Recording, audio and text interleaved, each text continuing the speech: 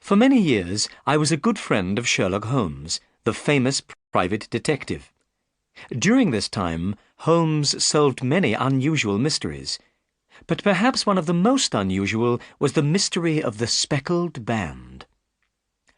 The story began in April 1883.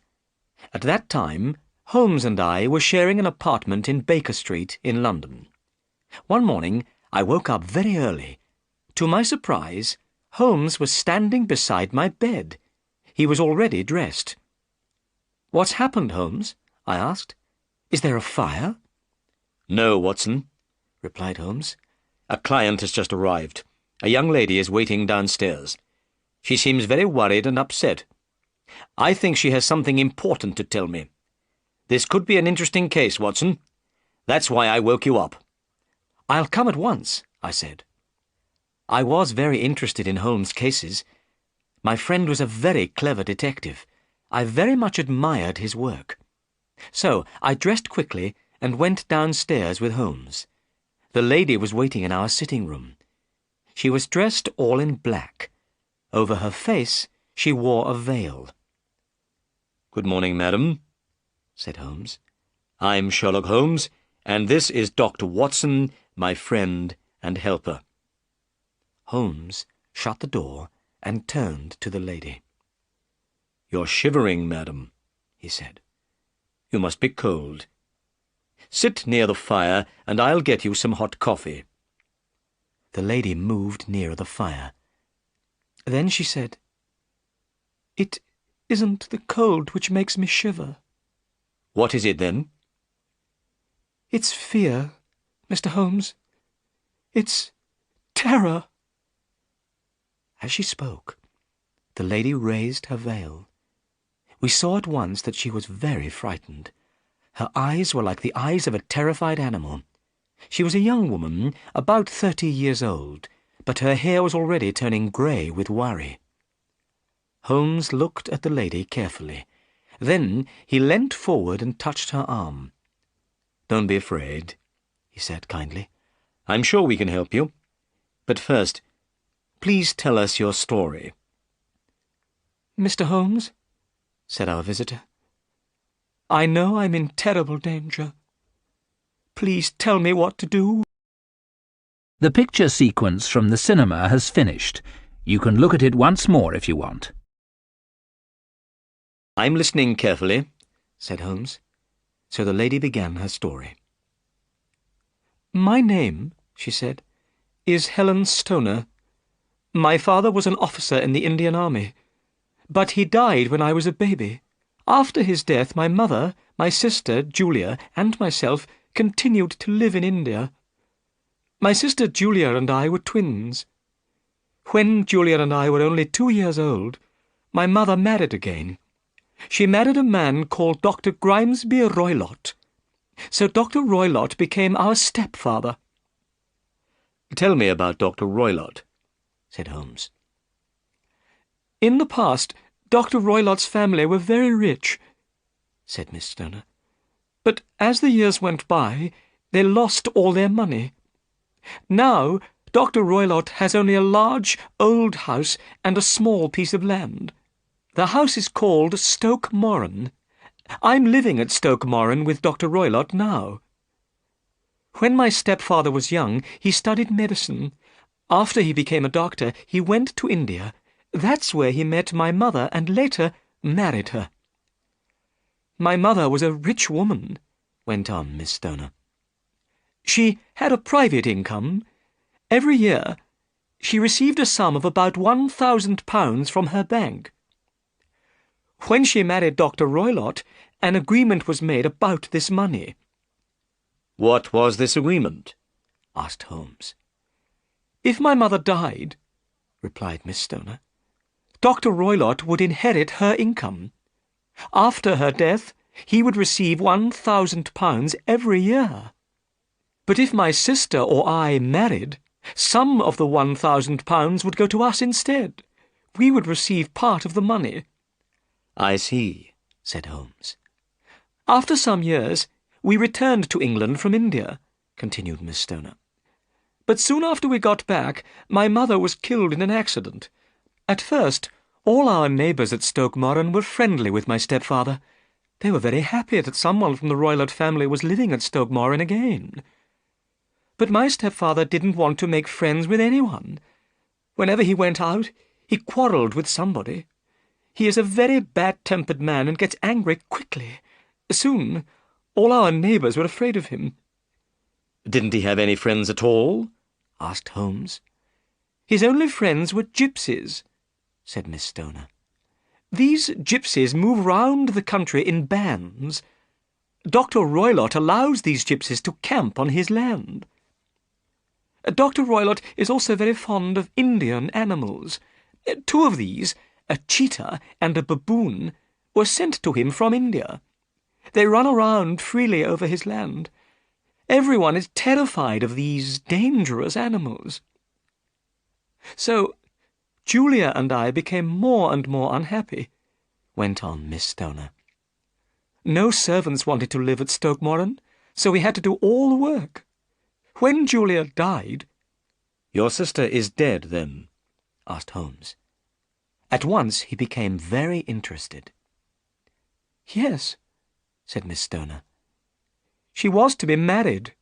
The date had been fixed for the wedding. But 2 weeks before her wedding day, Julia died.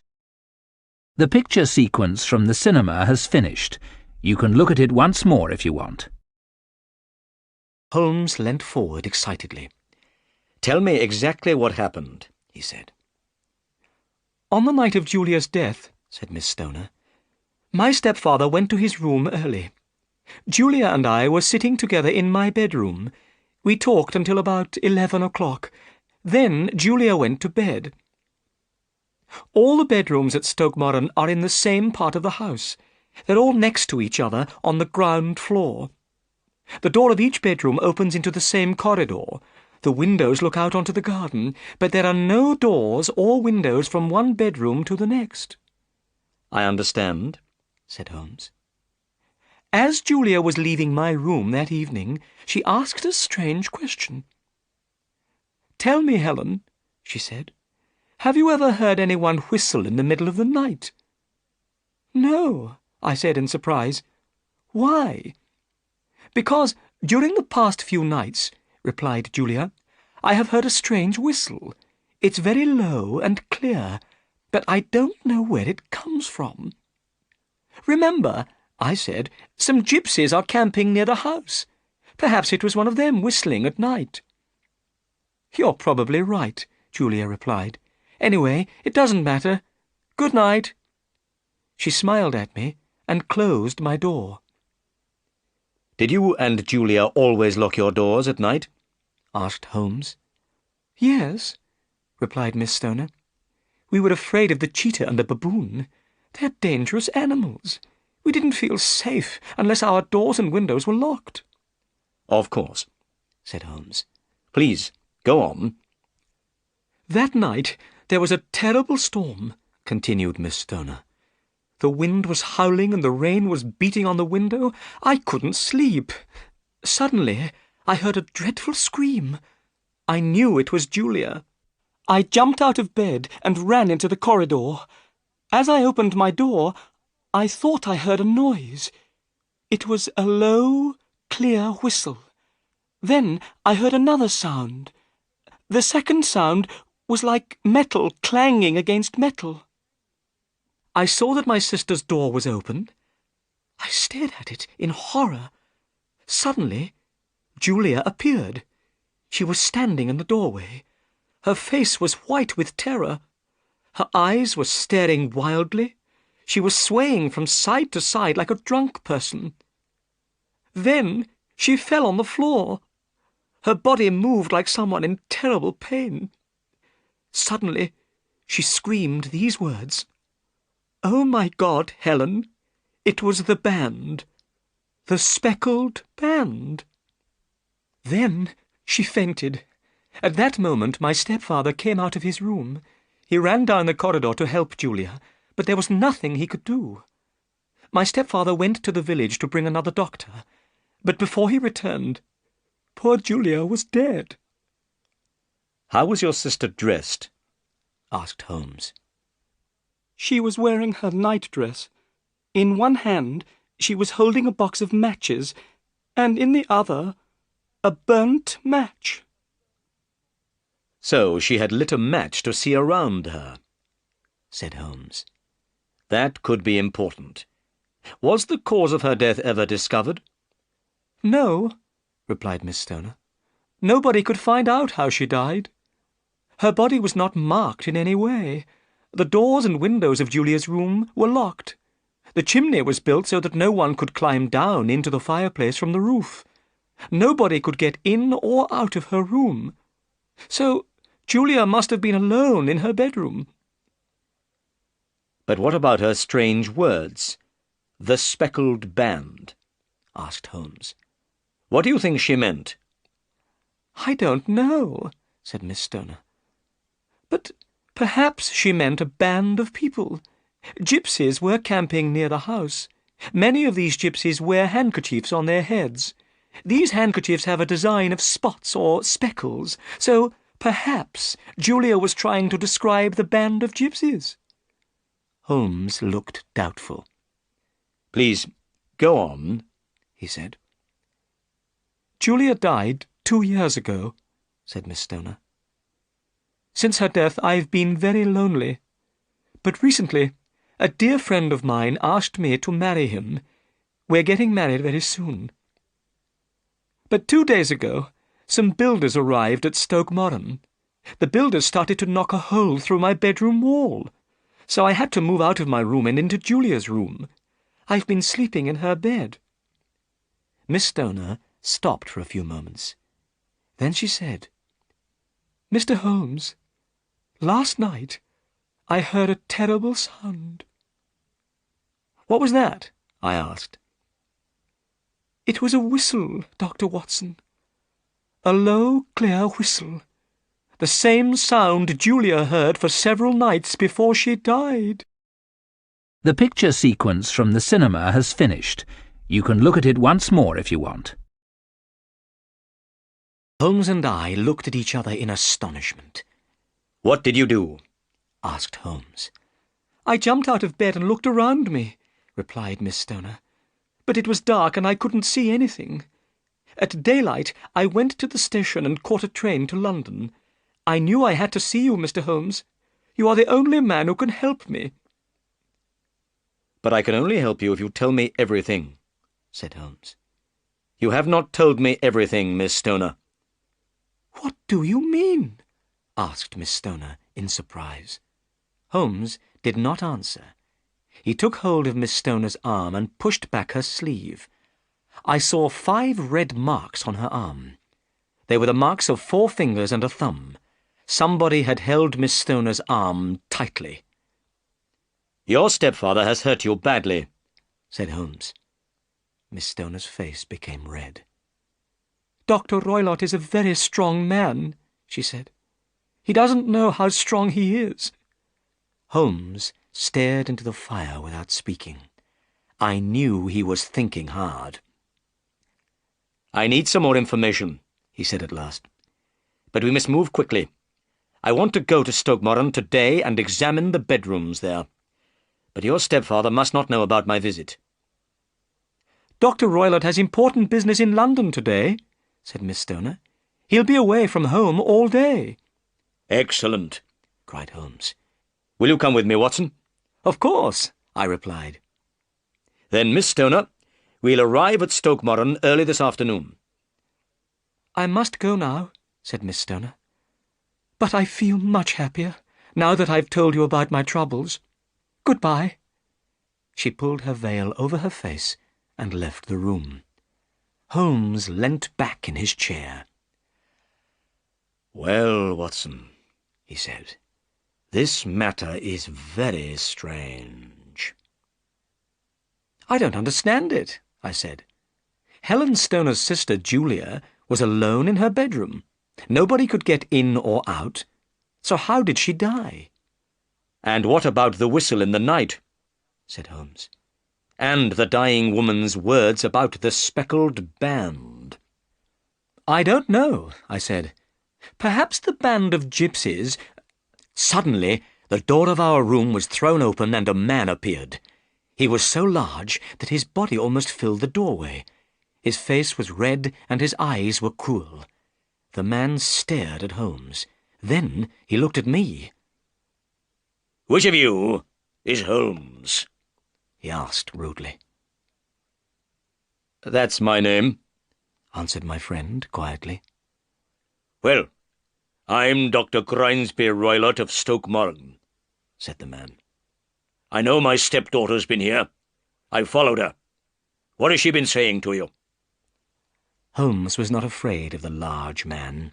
He was not going to tell Dr. Roylott anything about Helen Stoner's visit. So he said politely, "The weather is a little cold just now, isn't it?" "Answer my question!" shouted Dr. Roylott angrily. "What has my stepdaughter been saying to you? I've heard about you, Holmes. You're a busybody. You interfere in other people's lives. Well, keep out of my life. I'm a dangerous man. Look!" A poker was lying beside the fire. It was made of iron and was very heavy.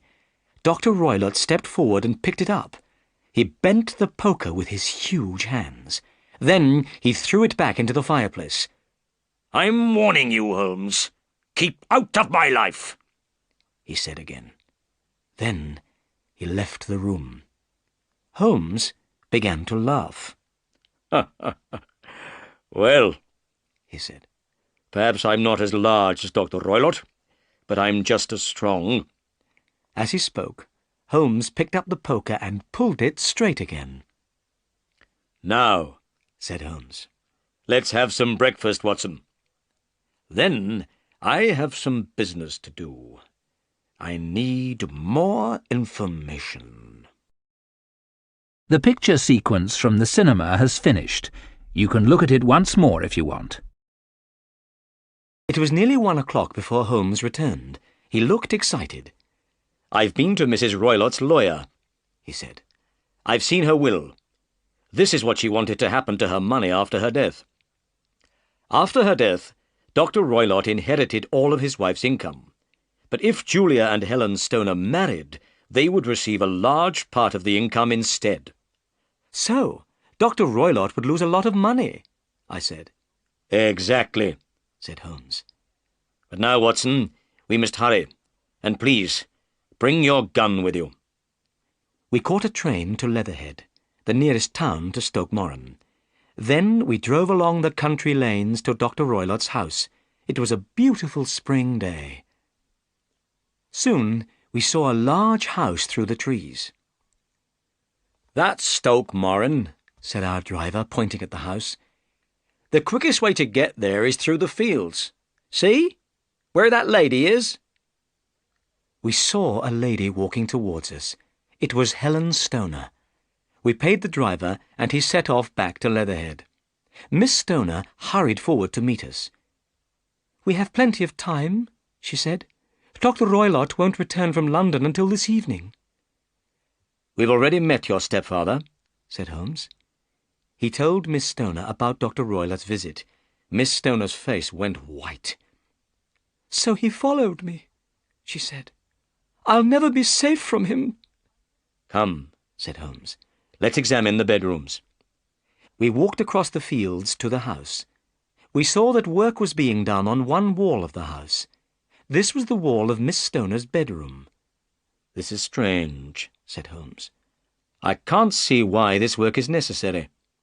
"No," said Miss Stoner. "I am sure that the work is not necessary. It is an excuse to get me to move from my room." "Well," said Holmes, "I want to examine the room you're sleeping in now, your sister Julia's room." The room was small, with a low ceiling and a wide fireplace. There was some old furniture in the room, a bed, a table, and 2 chairs. Holmes examined everything carefully. Suddenly he pointed to a long rope which hung down by the bed. The end of this rope touched the pillow. The rope looked like a bell rope for calling a servant. If the person in bed wanted something, they could pull the rope. The rope would be attached to a bell in another part of the house. The bell would ring, and a servant would come. "That bell rope looks very new," Holmes remarked. "Yes," replied Miss Stoner. "It was put in only 2 years ago." Holmes pulled the bell rope. We waited. But nothing happened. We could not hear a bell ringing anywhere in the house. "Look," said Holmes suddenly. "This isn't a real bell rope. It doesn't go anywhere. It's attached to a hook on the ceiling." We all stared up at the ceiling. Holmes was right. Then I noticed something else. Near the top of the bell rope was a tiny opening in the wall. It looked like a small ventilator. Holmes saw the ventilator too. "That's strange," he said. "Air usually comes into a room from outside through a ventilator, but this ventilator connects 2 rooms inside. I wonder why." "I don't know," said Miss Stoner. "But the bell rope and the ventilator were put in at the same time." "That's very interesting," said Holmes. "A bell rope which doesn't ring a bell, and a ventilator which doesn't ventilate. They are both false. And now, Miss Stoner, I'd like to examine your stepfather's room." We went into Dr. Roylott's room next door. There were a few pieces of furniture in the room, and some books. In the middle of the floor stood a large iron safe. The safe was locked. Holmes knocked on the walls of the safe. "What's in here?" he asked. "My stepfather's business papers," replied Miss Stoner. "There isn't a cat inside." "A cat?" said Miss Stoner in surprise. "No. What a strange idea." "Well, look," said Holmes. He pointed to a small saucer of milk on top of the safe. "We don't have a cat," said Miss Stoner. "But there is the cheetah. A cheetah is just a big cat." "Yes, of course," said Holmes. "But here's something else." A short stick was lying on top of the bed. A thin rope was attached to this stick. One end of the rope had been tied into a noose. I looked at the noose. I wondered what it was for. "Well," said Holmes, "I think I've seen enough." We walked out into the garden. Holmes looked very serious. "Miss Stoner," he said at last, "Dr. Watson and I must wait in your room tonight." Miss Stoner and I looked at each other in astonishment. "Yes," said Holmes. "Your life is in great danger." The picture sequence from the cinema has finished. You can look at it once more if you want. "This is my plan, Miss Stoner," said Holmes. "Listen carefully. When Dr. Roylott returns, go into Julia's room, but don't go to bed. Wait until you hear Dr. Roylott go to bed. Then put a lamp in the window. Then go to your own room. You must stay there all night. Dr. Watson and I will be watching the house. The lamp in the window will be a signal for us. When we see the lamp, we'll come." "But where will you be?" asked Miss Stoner. Holmes pointed to a building through the trees. "Is that the village inn?" he asked. "Yes," said Miss Stoner. "Then Dr. Watson and I will wait at the village inn," said Holmes. "We can watch your bedroom window from there. Goodbye, Miss Stoner, and don't be afraid." Holmes and I went to the inn. We paid for a room on the first floor. From our room we could see Stoke Moran. As it was getting dark, a horse and carriage came along the road. I saw Dr. Roylott sitting in the carriage. The carriage went through the big ironed gates at Stoke Moran. Then it drove on up to the house. "Watson," said Holmes. "we may be in great danger tonight." "Why do you think we may be in great danger?" I asked. "What did you see in those rooms?" "You remember the bell rope and the ventilator?" "Yes," I said, "but I don't understand why they are important." "Both the bell rope and the ventilator were put into the room 2 years ago," said Holmes. "But they are false. They don't work.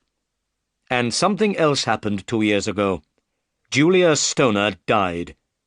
"Yes," I said, "but I still don't see—" "Did you notice anything unusual about the bed, Watson?" asked Holmes. "No." "The bed was fixed to the floor. It cannot be moved. It must always stay in the same position, next to the bell rope and under the ventilator." "Holmes," I cried, "I'm beginning to understand. The person in the bed cannot escape some terrible danger." "Dr. Roylott is a very clever man," said Holmes. "We're just in time to prevent a horrible crime." The picture sequence from the cinema has finished. You can look at it once more if you want.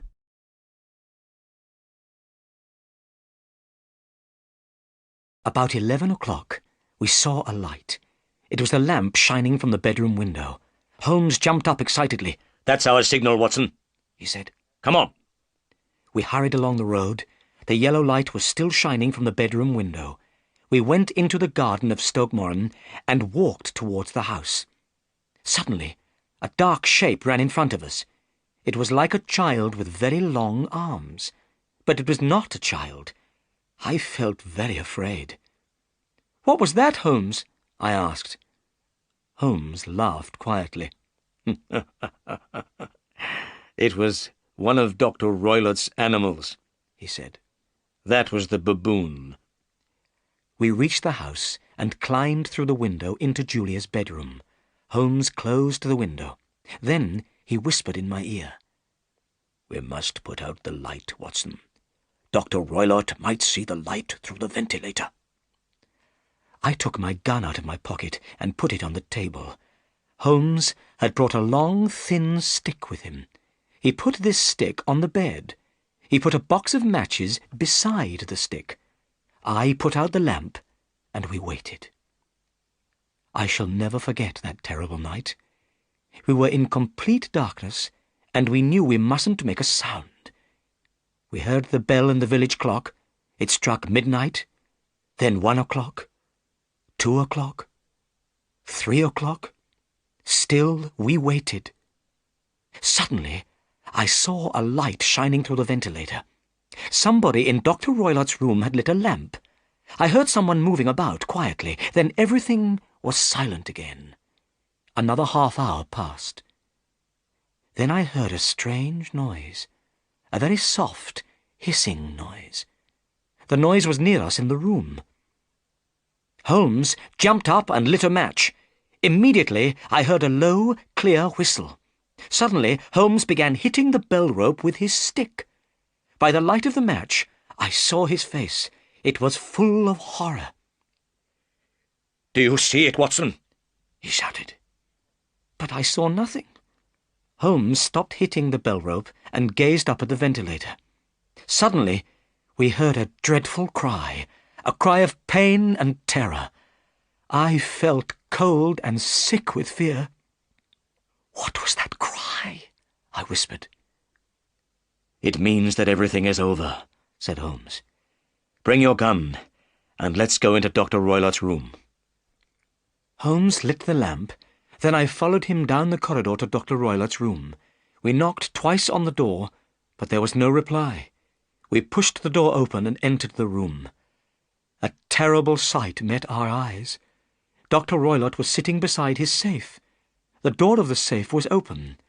The short stick with the noose lay across Dr. Roylott's knees. Dr. Roylott was dead. His eyes were staring upwards in terror. There was something strange round his head. It was bright yellow with brown speckles. "The band," whispered Holmes. "The Speckled Band." I stepped forward. Immediately the strange band began to move. "It's a snake!"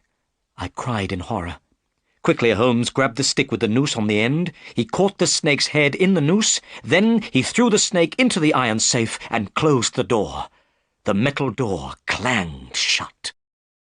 The picture sequence from the cinema has finished. You can look at it once more if you want. Next morning, we took Helen Stoner away from Stoke Moran. The poor girl was very upset by what had happened. We took her to an aunt's house in London. She would stay there until her wedding.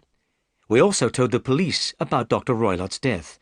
Then we returned to our apartment in Baker Street. "Tell me something, Holmes," I said. "How did you know the Speckled Band was a snake?" "Well," said Holmes. "when I examined Julia Stoner's bedroom, I saw the bell rope and the ventilator. I saw they were both false. Then I noticed the bed was fixed to the floor. And I realized that something could pass through the ventilator, it could travel down the bell rope and land on the bed. Immediately, I thought of a snake. Dr. Roylott had other strange animals from India. It would be easy for him to have a snake as well. So, he kept it in his safe and fed it with milk. And every night he put the snake through the ventilator. It went into his stepdaughter's room and came down the rope. He knew that one night it would bite the girl in the bed." "How did he make the snake come back to him?" I asked. "Dr. Roylott's signal to the snake was a whistle," replied Holmes. "When the snake heard the whistle, it returned to its master. Julia and Helen Stoner also heard this whistle." "On the night her sister died," I said, "Helen Stoner heard the sound of metal clanging against metal." "That was the safe door clanging shut," said Holmes. "So, when you heard the hissing noise in the room last night," I said, "you knew it was the snake?" "Yes. So I hit it with my stick, and it went back through the ventilator. But the blows from my stick also made it angry. That's why it bit Dr. Roylott." "Dr. Roylott wanted his stepdaughter's money," I said. "He killed Julia Stoner, and he tried to kill her sister Helen too. But his plans went wrong. The snake finally killed its master." "Exactly," said Holmes. "And I don't feel very sorry for him."